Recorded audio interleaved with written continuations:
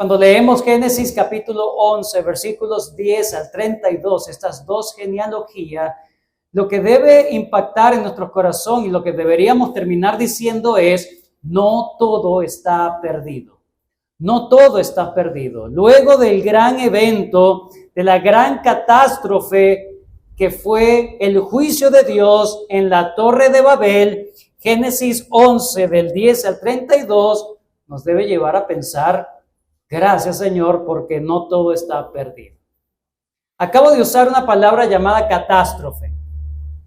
Catástrofe. La Torre de Babel fue una gran catástrofe, pastor.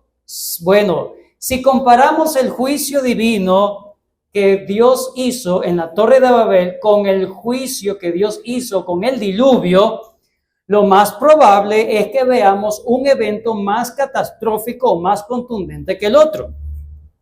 Sin embargo, hermanos, no nos dejemos llevar por esa impresión. Nunca subestimemos los justos juicios de Dios contra el pecado. En ambos juicios, en el diluvio y en la Torre de Babel, vamos a notar, o notamos, mejor dicho, la contundencia con la cual Dios actúa en contra del pecado. La paga del pecado es la muerte. En el diluvio la muerte es evidente, resalta a la vista. Pero cuando se trata del juicio de Dios en la Torre de Babel no es tan llamativo. Pero hay una forma de muerte que se ve en la Torre de Babel. A diferencia de lo que muchos puedan pensar, el juicio en la Torre de Babel, hermanos, no consistió simplemente en confundirlos, en que Dios confundió los idiomas o que se dieron el origen a los distintos lenguajes en el mundo. El juicio de Dios aquí es que hizo que los hombres se dispersaran, se alejaran, se distanciaran unos de otros y con ello se empezara a diluir la esperanza mesiánica que Dios había dado en Génesis capítulo 3, 15. En cada cultura, en cada nueva cultura, esa esperanza se fue distorsionando y poco a poco se fue desvaneciendo y olvidando entre las naciones del mundo. Por eso es que Pablo, cuando habla acerca de los gentiles, dice en aquel tiempo, Efesios 2:12, estabais sin Cristo, alejados de la ciudadanía de Israel, ajenos a los pactos de la promesa, sin esperanza y sin Dios en el mundo. Nuevas civilizaciones, nuevos retos, cada quien con sus problemas. ¿Y qué? De aquella promesa que Dios se había dado en Génesis 3:15. El juicio del diluvio, hermanos, puso en riesgo, por así decirlo, la llegada del Mesías. Pero el juicio en la Torre de Babel puso en riesgo para toda la humanidad que esa esperanza mesiánica se fuese perdiendo, se fuese diluyendo, fuese desvaneciéndose. Y por lo tanto los hombres cada vez se alejarían más y más del único medio que Dios había provisto para que los hombres tengan comunión con Él, por medio de la fe en la revelación redentora del Mesías que iba a venir. Ese es un panorama terrible. Ellos están ya dispersos por todas partes, alejados. ¿Qué hace Dios? Dios es fiel a sus promesas. Y así como resolvió la situación en el diluvio, salvando a Noé y a su familia y estableciendo el pacto de estabilidad universal para garantizar la llegada del Mesías prometido, ahora aquí vemos en estas dos generaciones, en estos dos genealogías que encontramos, vemos cómo aquello que parece imposible, reconciliar a la humanidad que está tan alejada, tan esparcida, para que conozcan, para que tengan ese conocimiento redentor, esa revelación redentora. Ahora Dios está trabajando en oculto. Dios está orquestando todo para que su plan de salvación, de formar un pueblo y por medio de ellos que viniese el Mesías, que fuese la bendición para todas las naciones, se cumpliese, a pesar de la ignorancia del mundo. Dios inspira a Moisés para escribir estas dos genealogías, para enseñarnos, hermanos, que no todo está perdido. No todo está perdido. El plan de Dios, hermanos, no se puede frustrar. El plan de Dios no se puede distorsionar, no se puede desviar y mucho menos se puede detener. Nada ni nadie. Lo que Dios se ha propuesto hacer en el tiempo, todo lo va a hacer, aunque tú y yo no lo veamos. Dios, aquí vemos cómo en medio de ese juicio de dispersión, Dios está orquestando, está entre las sombras, por así decirlo, está tras bastidores. Su mano está por detrás de todos estos acontecimientos para mantener viva la esperanza redentora por medio de un linaje piadoso. El enfoque que tiene Génesis capítulo 11, hermanos, es señalarnos los antecedentes del origen del pueblo de Israel. Los antecedentes, ¿de dónde viene el pueblo de Israel? Su intención es mostrar a la audiencia original que ellos vienen descendiendo de una línea genealógica que es bendita por Dios. Lo vamos a ver más adelante. La nación de Israel. Ellos en el tiempo se convierten, escuchen, no en el pueblo de Dios. Israel en el tiempo se convierte en una imagen o una representación antigua del pueblo de Dios.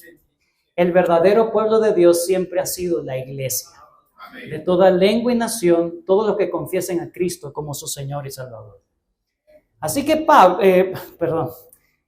Moisés está dándonos pista de cómo Dios está ordenando los acontecimientos de la historia para que esa esperanza redentora no solamente viniese, sino que no se perdiese esa revelación.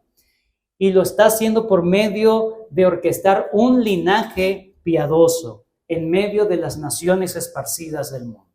¿Qué vamos a ver en esta mañana, hermanos? Vamos a ver tres cosas. Son dos genealogías que se nos presentan en Génesis 11 del 10 al 32. Dos genealogías. La primera está sencilla. Vamos a ver del versículo 10 al versículo 26. Número 1, la genealogía desde Sem hasta Taré. La genealogía desde Sem hasta Taré. En segundo lugar, vamos a ver versículos 27 al 32, la genealogía de Taré hasta Abraham. Está sencillo ver el bosquejo, ¿cierto? Pero en tercer lugar, vamos a considerar la enseñanza teológica de estas dos genealogías.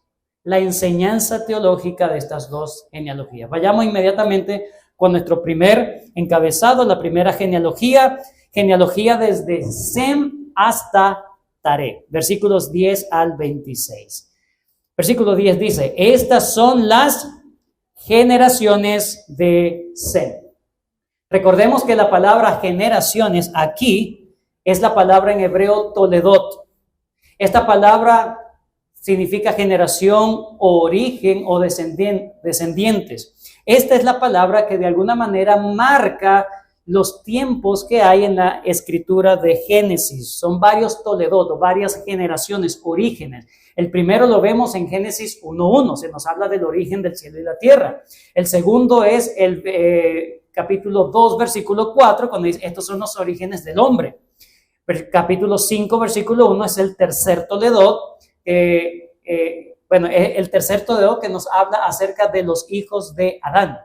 Luego tenemos el cuarto toledot, es capítulo 6, versículo 9, y el quinto toledot son los hijos de Noé, que es capítulo 10, versículo 1. Así que estamos viendo el sexto toledot, la sexta descendencia que nos habla el libro de Génesis. ¿Qué encontramos acá? Por lo menos vamos a ver tres cosas en este sexto toledot, desde Sem hasta Taré. ¿Qué vamos a encontrar? Número 1. Esta genealogía que tenemos por delante tiene similitudes con otras ya mencionadas. Por ejemplo, Moisés ya ha dado esta misma genealogía a los hijos de Sem o las generaciones de Sem, ya lo ha dado en el capítulo anterior, en el capítulo 10, versículos 21 al 30. Mire el capítulo 10, 21. También le nacieron hijos a Sem, padre de todos los de Eber y hermano mayor de Jafet, los hijos de Sem. Entonces empieza a hablar de los descendientes o las generaciones de Sem. Ya entonces lo había dado, solamente que hay una diferencia con esta genealogía que aparece en el capítulo 10. En el capítulo 10, la genealogía es un poco más general, se habla de todos los descendientes de Sem. Pero en Génesis capítulo 11, versículo 10, se nos habla de un solo descendiente por cada generación. Nos habla, por ejemplo, versículo 10, estas son las generaciones de Sem. Sem, de edad de 100 años, engendró a Arfaxad. En el capítulo 10 se nos dicen los hermanos de Arfaxad, pero ya queda relegado, ahora se va a concentrar en Arfaxad. Luego Arfaxad engendra a Sala. Luego Sala engendra a Eber. Luego Eber engendra a Peleg. Peleg, a diferencia de lo que dice en el capítulo 10, de Peleg simplemente en el capítulo 10 se nos dice que en sus días fueron repartidas la tierra, es decir, el juicio de la Torre de Babel.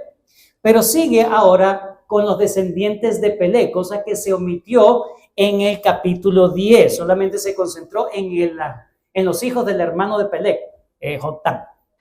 Pero ahora sigue con la genealogía de Peleg. Peleg engendra a Reú. Reú engendra a Serug y Serug engendra a Nacor. Nacor engendra a Taré y Taré termina engendrando a Abraham y sus dos hermanos Nacor y Harán. Eso es por un lado, se habla de la misma descendencia, pero ahora es más restringida. Vemos que no es una genealogía exhaustiva, es una genealogía, hermanos, selectiva. La intención de Moisés es una intención teológica. No es una enciclopedia que él quiere que nosotros simplemente conozcamos los datos, quién es hijo de quién. No, hay una enseñanza teológica. Moisés quiere enseñar a sus lectores originales, que es el pueblo de Israel, que ellos son una nación muy especial porque descienden directamente de uno de los hijos de Noé, el cual fue bendito por Dios. Génesis capítulo 9, versículo 26, las palabras de Noé. A Sem son, dijo más, Génesis 9, 26, bendito por Jehová mi Dios sea Sem. No se dice de Cam, no se dice ni de Cam, de Canaán, más bien es una maldición, pero de Jafet tampoco se dice bendito sea Jafet. Jafet va a ser engrandecido, pero no dice la bendición viene por Sem. Así que lo que va a hacer Moisés es hacer una conexión directa desde Sem hasta Taré, que es el padre de Abraham, de los cuales ellos descienden de Abraham, para que ellos vean que ellos tienen un linaje bendito por Dios. Un linaje especialmente guardado por Dios. Vienen de esa generación. Este propósito de Moisés es reforzado por la forma en cómo esta genealogía es redactada también. Se redacta muy parecido a la genealogía que vemos en Génesis capítulo 5. En Génesis capítulo 5 se nos habla de los hijos de Set. Los hijos de Set, que en contraste con los hijos de Caín, que son los hijos del diablo, los hijos de la serpiente, los hijos de Set son el linaje de la generación piadosa. Y hay una fórmula que se usa o que usa Moisés en Génesis 5 y que se destaca también en Génesis 11. Note esta fórmula, Génesis 5. Vayan conmigo a Génesis 5, capítulo 5, versículos 6 y 7. Solamente, y esto se repite en todos los descendientes de Adán, en este caso de Set. Versículo 6. Vivió Set 105 años y engendró a Enos. Se dice la persona, se dice cuánto vivió antes de engendrar al siguiente. Versículo 7. Y vivió Set después que engendró a Enos 807 años y engendró hijos e hijas. Note lo que dice en Génesis capítulo 11, versículos 10 en adelante. Solamente para corroborar el punto. Estas son las generaciones de Sem. Dice, Sem, de edad de 100 años, engendró. Se dice quién y en qué momento engendra, ¿cierto? Engendró a Farsad 2 años después del diluvio. Y vivió Sem, después que engendró a Farsad, 500 años y engendró hijos e hijas. Está muy parecido, muy igualito, ¿verdad? Se parece igualito, como dice. Pero hay algo que omite Moisés, que sí menciona mucho en Génesis capítulo 5. Una vez más, habíamos leído hasta el versículo 7, ¿cierto? Génesis 5, 7. Ahora mira el 8. Y fueron todos los días de Set 912 años, y murió. De esta forma se dice de todos los que están contenidos en Génesis capítulo 5. Fueron tantos años y murió. Fueron tantos años y murió. Pero en Génesis 11, eso se omite. Simplemente llega hasta y vivió tantos años, engendró hijos e hijas y pasa a la siguiente persona, al siguiente patriarca. ¿Por qué esto es así? ¿Por qué Moisés omite esa frase y vivió tanto tiempo y murió? Bueno, porque el propósito de Génesis 5 es diferente al propósito de Génesis 11. El propósito de Génesis 5 para destacar la muerte de cada uno de ellos es para hacer un contraste entre todas estas personas y Enoc, quien no murió porque vivió caminando con Dios. El único de todos ellos no murió por una razón: estuvo en comunión con Dios. Pero en Génesis capítulo 11, ese no es el propósito. El propósito es hacer un recuento rápido porque quiere llegar lo más pronto posible a Abraham. Hacer esa conexión directa entre Sem y Abraham. Además, otro dato curioso, para los que les gustan los datos curiosos. Además, así como en Génesis 5 hay 10 nombres desde Set hasta Noé. Lo mismo ocurre en Génesis 11. Hay 10 nombres entre Sem y Abraham. 10 nombres. Es decir, eso es selectivo, es cuidadosamente selectivo, es minucioso. El propósito de Moisés es claro, es trazar una línea directa, ininterrumpida entre Sem y Abraham, pero sobre todo que las personas cuando leen esto, oye, esto se parece a las generaciones de Set. Sí, porque hay también una conexión directa entre Sem y Set, y por ende entre Set y Abraham y Adán, haciendo una conexión entre Adán entonces y Abraham como otro hijo, otro representante de Dios, otro hijo de Dios en la tierra. Y por eso es que vemos el llamado de Dios a Abraham y ese pacto que Dios hace con Abraham, en virtud de que es otro representante. Bien, eso es lo primero. Lo segundo, esta genealogía presenta un sentido de rapidez. Su trato de cada una de las personas es más rápido que en las generaciones o en las genealogías que hemos visto anteriormente. Es más rápido. Note que cada uno de estos hombres mencionados aquí engendran a sus hijos en menos tiempo que las generaciones anteriores. Por ejemplo, en una generación anterior, ¿verdad? Por ejemplo, en Génesis 5, vemos cómo los patriarcas de Génesis 5 engendraban a sus hijos entre los 60 y los 180 años de vida. Engendraban al siguiente. Mientras que aquí en Génesis 11 es la mitad. Entre los 30 años, un poquito más, un poquito menos, pero es la mitad de ese tiempo. Entonces, la idea es dar una impresión de multiplicación acelerada de la humanidad, a diferencia de las generaciones antes del diluvio. Es decir, la idea es, mire cómo se pobló tan rápido en menor cantidad de tiempo. Y la tercera cosa que vemos en esta primera generación, que sería el sexto Toledot, la tercera cosa es que esta genealogía nos presenta un sentido de acortamiento de la vida humana. Un sentido de acortamiento de la vida humana. Y esto es evidente porque cada uno de ellos vivió menos que aquellos que son nombrados en Génesis 5 antes del diluvio. En Génesis 5, Todos estos patriarcas murieron después de los 900 años. ¿Sí? El que menos vivió fue 300 años y es porque no murió. Dios se lo llevó, Enoc. Pero de resto fueron de 900 para arriba, casi los 1000 años. Pero en Génesis 11, en donde estamos, se nos dice solamente, por ejemplo, de Sem, de Arfaxad y de Eber, que ellos sobrepasaron los 300 años, los 400 años. Pero a partir de, bueno, creo que Peleg también, versículo 18, y vivió Peleg después que engendró a Rehú 209 años, y a partir de Peleg, que fue la Torre de Babel, a partir de Peleg ellos empiezan a vivir la mitad de todos esos años, de 200, los máximos que alcanzan son 200 años.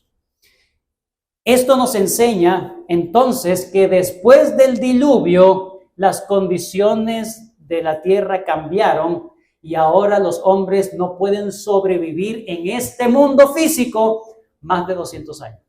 Bueno, ahorita menos. Las condiciones cambian. El evento del diluvio fue un evento cataclísmico. No fueron simplemente 40 días lloviendo.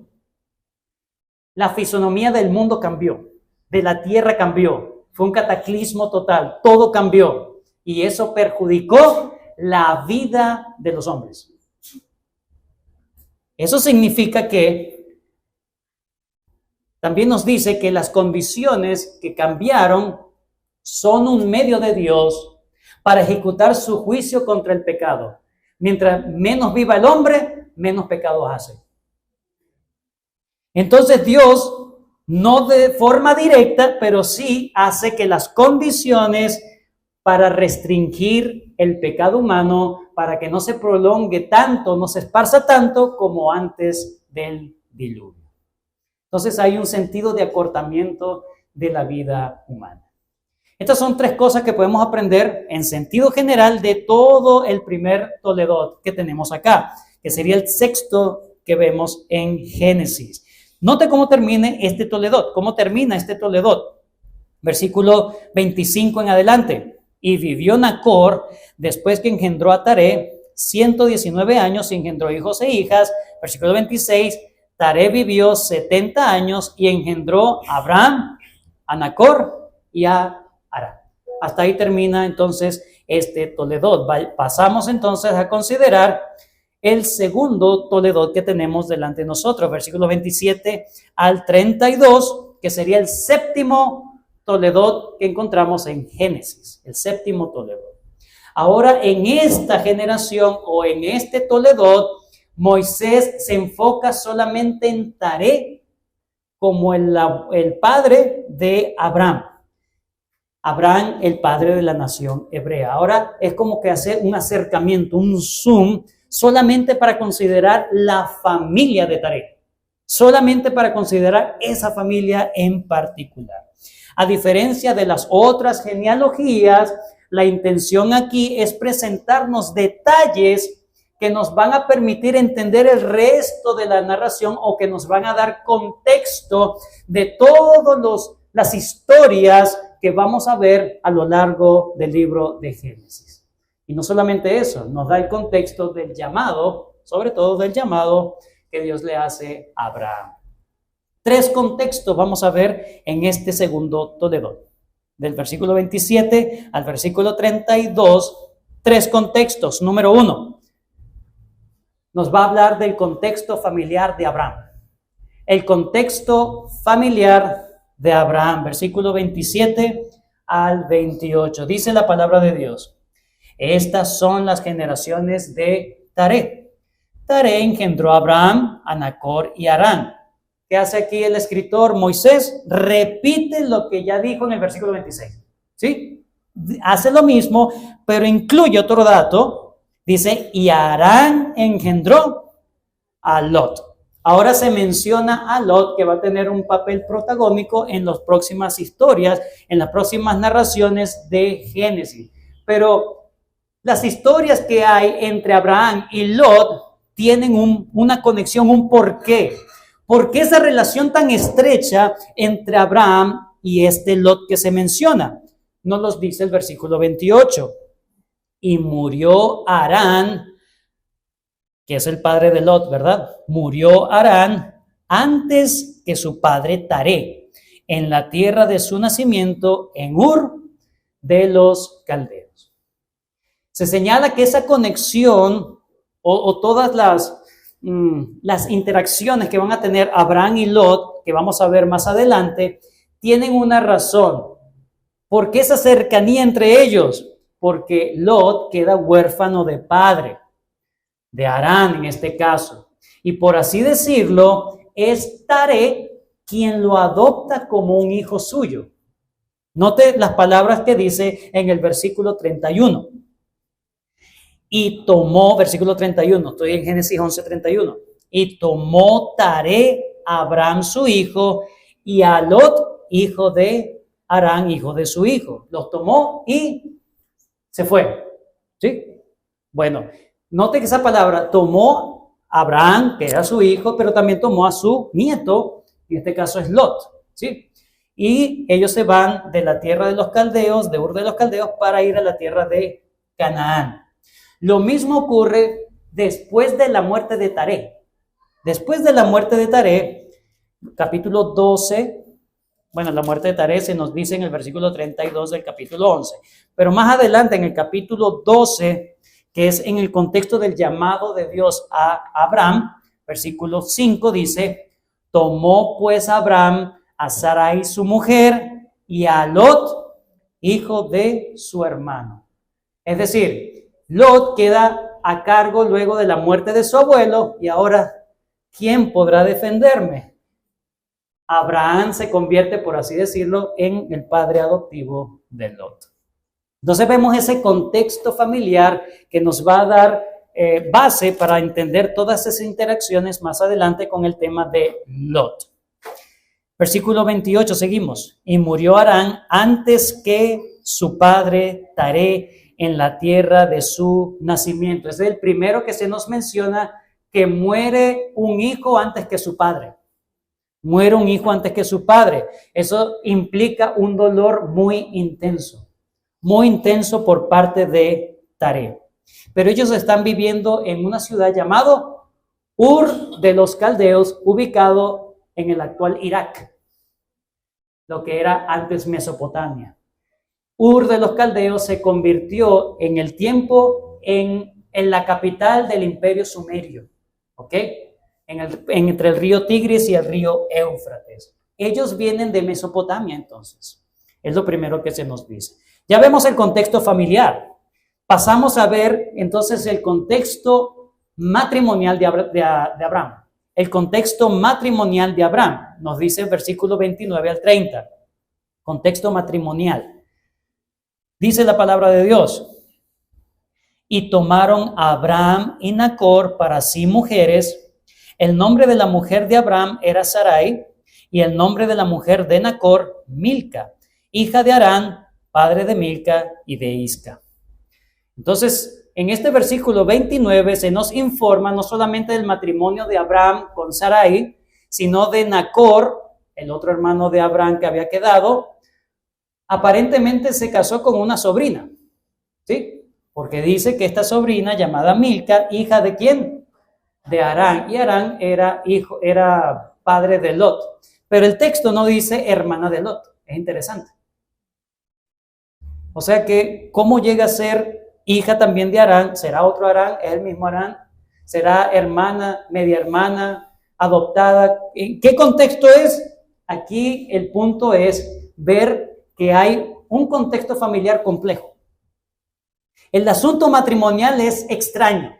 El asunto matrimonial aquí es raro. No se puede identificar bien. Simplemente toman mujeres, pero hay unas conexiones, como diríamos en este país, hay como un arroz con mango ahí. Eso, ¿qué viene siendo esta Milca? Al final vamos a ver que cuando Isaac busca esposa, viene siendo un descendiente de Milca, de esta Milca. Pero aquí es como una trama extraña, familiar, pero bueno, así era el desorden en la familia de Abraham. Ese era el desorden no solamente de la familia de Abraham, sino el desorden, porque Abraham también, más adelante sabemos que termina diciendo que Sarai era su media hermana. Entonces, cada quien hacía lo que bien le parecía. Era una anarquía, era una situación. Recuerden, Abraham está igual alejado de Dios. Alejado de Dios, viviendo en el paganismo como cualquier otra civilización. Ese es el contexto matrimonial que nos dice, pero hay otra cosa que nos dice en ese contexto matrimonial. Versículo 30. Mas Sarai era ¿qué? Estéril y no tenía hijo. Nos habla entonces del buen carácter de Abraham. No sabemos, hermanos, si Abraham sabía de la condición de Sarai antes de casarse con ella, o simplemente supuso la condición de ella después de tantos años de casado. Lo cierto es que Abraham no se separó porque no tenía hijos. Fue un hombre que fue fiel a su palabra. Fue un hombre que fue fiel a sus promesas, porque su promesa y su palabra era con ella, no por si ella iba a tener o no iba a tener hijos. El matrimonio no lo constituyen los hijos. El matrimonio es una promesa entre un hombre y una mujer delante de Dios.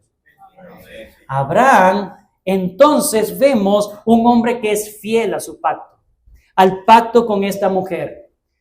Su nombre, el nombre de Abraham es Padre Enaltecido. Y tiene una mujer estéril, no tiene ni un solo hijo. Parece una burla. ¿Qué pudiese sentir Abraham en su tiempo? No lo sabemos. Podríamos suponer que deseaba tener un hijo, por supuesto. ¿Quién no? Pero a pesar de eso, él no interpuso sus deseos. Él no interpuso su corazón. Él interpuso su palabra ante todo. Y él amó a su mujer en la condición que tenía su mujer, sea buena, sea mala, le favorecía, no le favorecía. Él amó como Cristo amó a la iglesia. Nos habla del buen carácter, de un hombre de verdad. De un hombre de verdad. Haga usted las aplicaciones como usted quiera. Lo último que vemos es el contexto religioso de Abraham. Contexto religioso de Abraham, nos lo dice el versículo 31 en adelante. Ya Moisés nos había dicho de dónde vienen ellos. De Ur, de los caldeos. Era una civilización donde el paganismo era rampante, adoraban a la luna. Tenían pirámides de adoración a la luna. Lo mismo que el lugar a donde ellos llegaron, Harán. ¿Sí? Vamos a leer el texto, versículo 31. Y tomó Taré, Abraham su hijo, y a Lot, hijo de Harán, hijo de su hijo, y a Sarai su nuera, mujer de Abraham su hijo, y salió con ellos. ¿Salieron de dónde? De Ur, de los caldeos. Qué interesante, dice que había un propósito. Tenían un destino. ¿Para dónde iban a ir? Para ir a la tierra de Canaán. Y vinieron hasta Harán. Hasta ahí está todo bien. Salen de Ur de los caldeos, pero para llegar de Ur de los caldeos, que es Mesopotamia, hasta Canaán, tienen que atravesar un gran desierto que es muy peligroso. Por lo tanto, el camino correcto es transitar hacia la parte norte, donde está Harán, y luego descender hasta llegar a Canaán. Ellos tomaron el camino correcto, pero hay un dato acá. Y vinieron hasta Harán y se quedaron allí. No es que iban para Canaán, pues. ¿Por qué se quedan en Harán? Número 1, note que quien toma la iniciativa no es Abraham de salir de Ur de los caldeos, sino Taré. Taré es que toma la iniciativa y agarra como patriarca de su casa, como el jefe de su casa, agarra todos sus peroles, todos sus macondales y se va hacia Canaán. Tienen que llegar hasta Harán. Pero más adelante el texto nos dice que Dios ya le había pedido a Abraham que se fuera de Ur de los caldeos. Versículo 1, capítulo 12.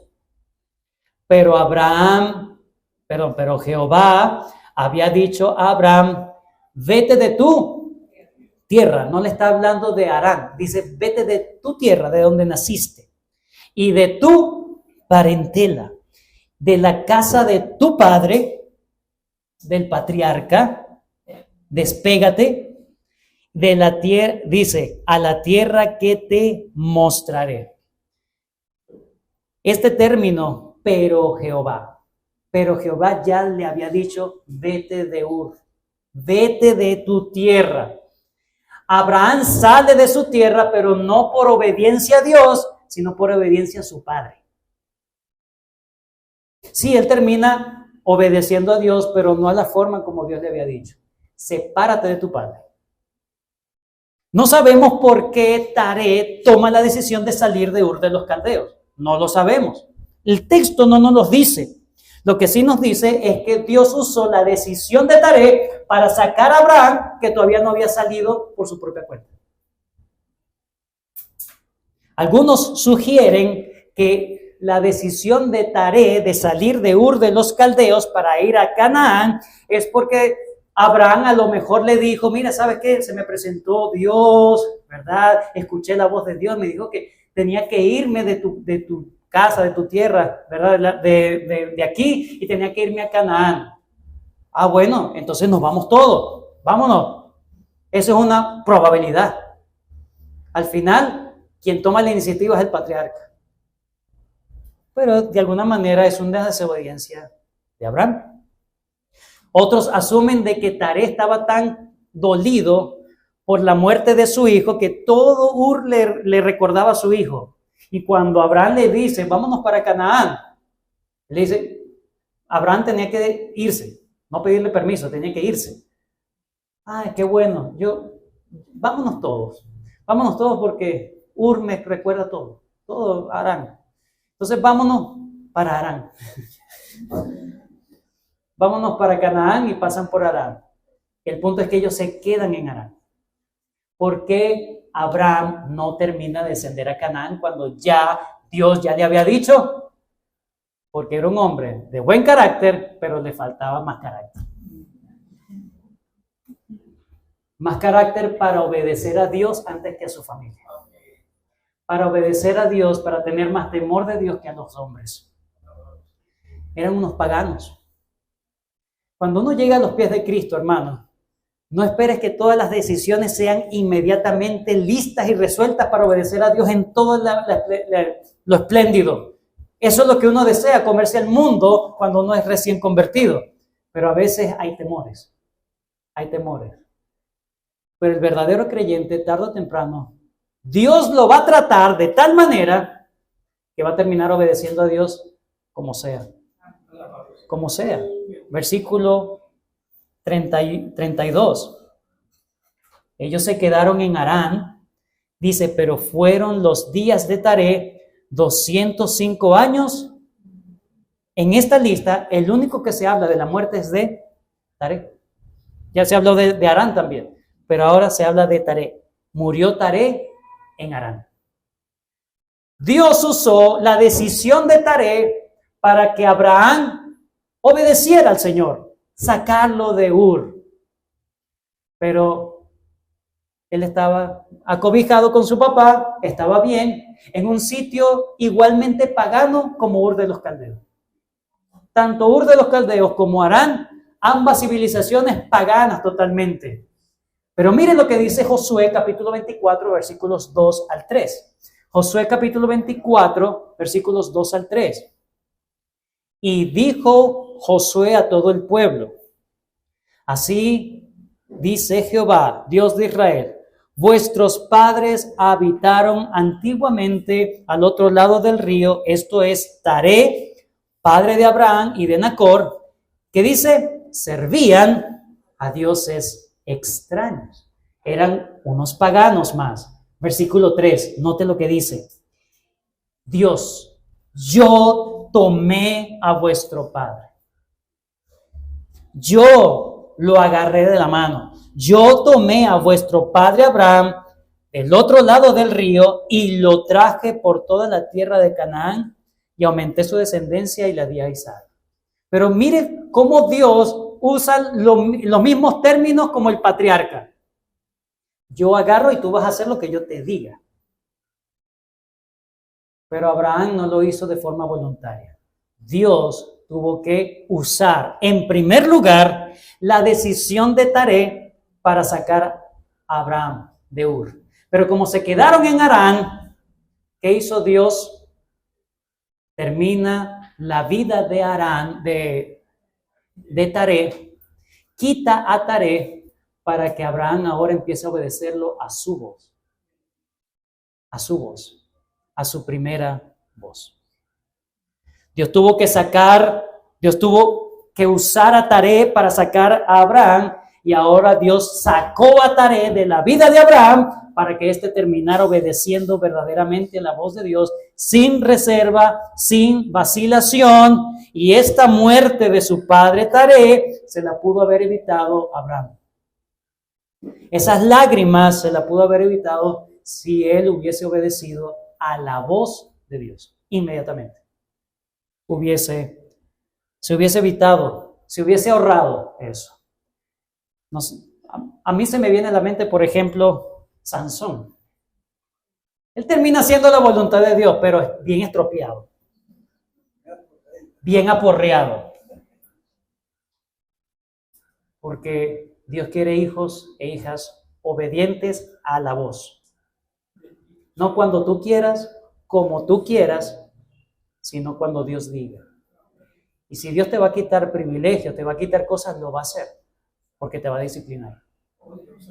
Lo que tú más amas, lo que tú más anhelas, que no se te quite, vamos a ver qué amas más tú. O esas cosas terrenales, o la voluntad de Dios. Sígalo aplicando a su vida, hermano. Último, la enseñanza teológica de estas dos genealogías. La enseñanza teológica de estas dos genealogías. Génesis capítulo 11, versículos 10 al 32, nos muestra no solamente los orígenes del pueblo de Israel, que viene en el tiempo a representar al pueblo de Dios, sino que nos enseña el obrar efectivo de Dios para que sus planes no se frustren. Dios va a hacer lo que Él ya ha designado hacer.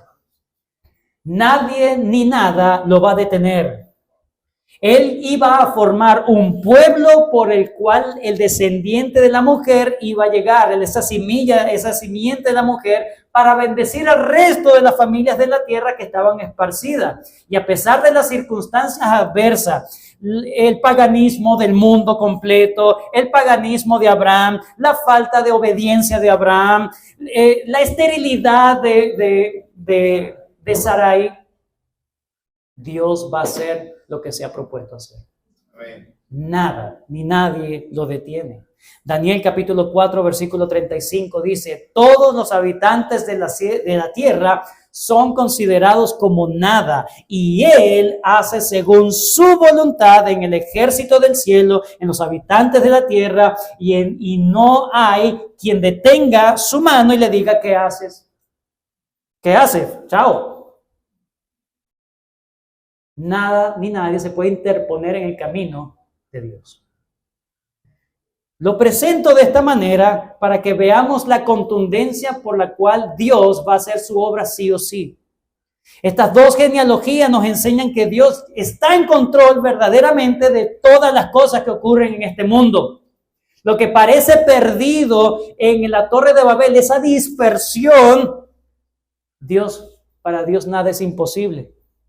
Y Dios se va a encargar de que esa revelación redentora de la promesa de la simiente de la mujer no se pierda entre las naciones, sino que escogió a uno que no era mejor en su tiempo. No se dice de Abraham como se dice de Noé. Era un pagano más, porque de los vil y los menospreciados escogió Dios. Pero Dios escoge para que lo obedezcan, no para que lo reten.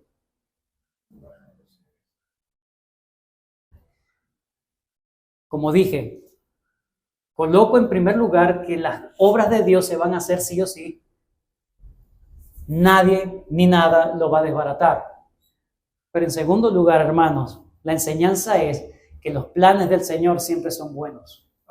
Los planes del Señor siempre son para bendecir a su pueblo, para bendecir y glorificar su santo y bendito nombre. Todo lo que Dios hace, todo lo que Dios orquesta, las naciones están dispersas, cada uno en sus problemas, en sus intereses, aprendiendo qué fue lo que me dijiste para entender el lenguaje que ahora tenemos, lo que sea. Y Dios poco a poco está orquestando para traer la nación que Dios quería. Dios está obrando tras bambalinas, por así decirlo, tras bastidores. Dios sigue obrando, aunque tú te des cuenta o no. Dios te está orquestando su plan. Y su plan es que ninguno de los que Él escogió desde antes de la fundación del mundo se pierda. Dios se va a encargar de que la revelación redentora le llegue, que el evangelio le llegue a todos los que Él escogió. Ninguno se va a perder. Esa es la voluntad de Dios.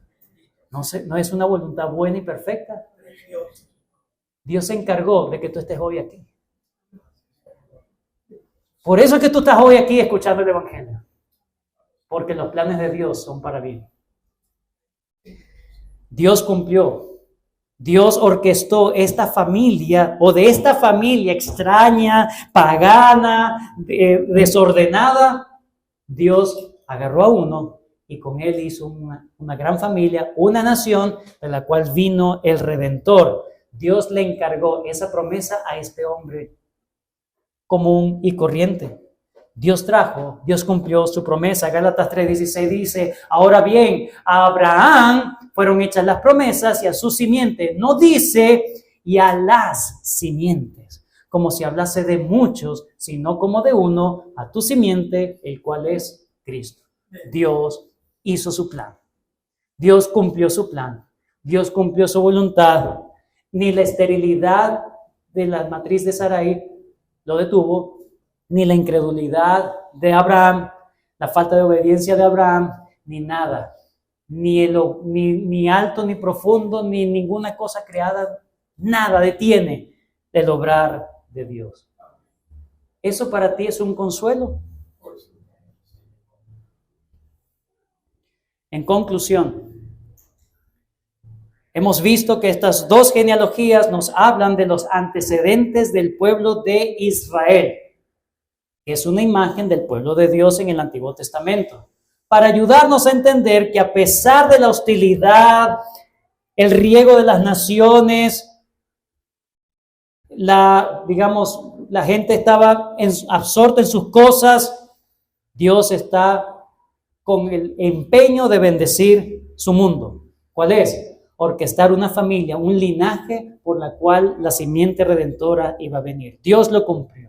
Contra todo pronóstico, contra toda probabilidad, nada ni nadie puede detener la voluntad ni la obra de Dios. Dios cumplió su palabra al enviar a la verdadera simiente de la mujer, Cristo Jesús, y por medio de él bendecir a todas las naciones esparcidas en la tierra. Este texto nos debe llenar entonces, hermanos, de consuelo, de paz, de esperanza, sabiendo que todo lo que Dios está haciendo en tu vida, está permitiendo en tu vida, lo está haciendo para que tú le conozcas más, para que tú te encuentres con Cristo, para que tú atesores a Cristo antes que otras cosas, para que la imagen de Cristo sea en tu vida. Romanos capítulo 8. Romanos capítulo 8.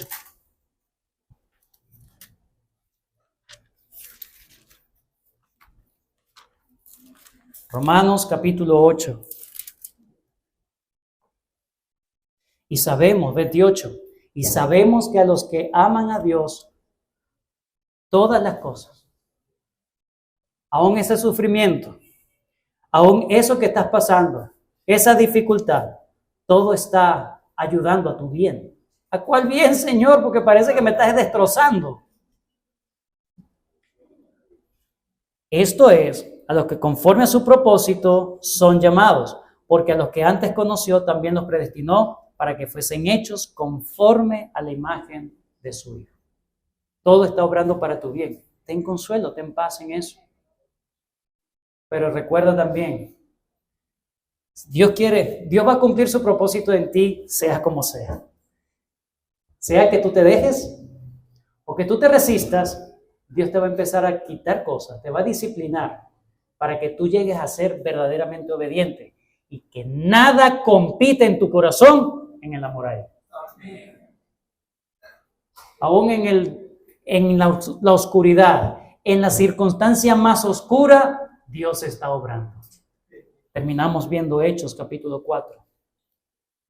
Hechos capítulo 4. Parece que todo está perdido, pero no. Génesis 10 nos dice, Dios está obrando, no te preocupes, Dios está en control. Y cuando vemos que todo parecía que está perdido, Hechos capítulo 4, versículo 27, porque verdaderamente se unieron en esta ciudad contra tu santo Hijo Jesús, a quien ungiste, Herodes y Poncio Pilato, con los gentiles y el pueblo de Israel. ¿Qué hicieron contra Cristo? Lo mataron, lo crucificaron. ¿Está todo perdido? No. ¿Por qué? Versículo 28, porque ellos hicieron para hacer cuanto tu mano y tu consejo habían antes determinado que sucediera.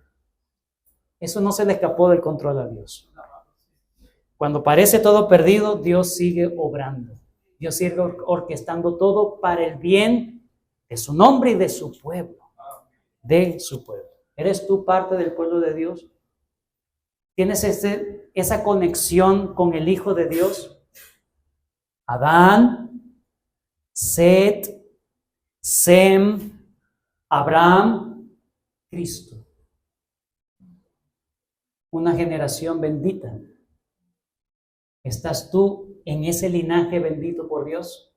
¿En Cristo? Somos hijos de Abraham, no por nacimiento, sino por la fe en Cristo. ¿Tienes tú la fe verdaderamente en Cristo? ¿Verdaderamente? Que el Señor nos ayude, hermanos, a ver el obrar de Dios en cada cosa, en cada detalle. Dios está orquestando todo para que le conozcas más y para que tengas más amor a Él. Si hay cosas que Él te va a quitar, acéptalo. Están compitiendo de tu lealtad a Él. Sé leal al Señor por siempre y el Señor nos ayude. Gracias por tu palabra, bendito Dios. Eres bueno con nosotros. Gracias por lo que podemos aprender.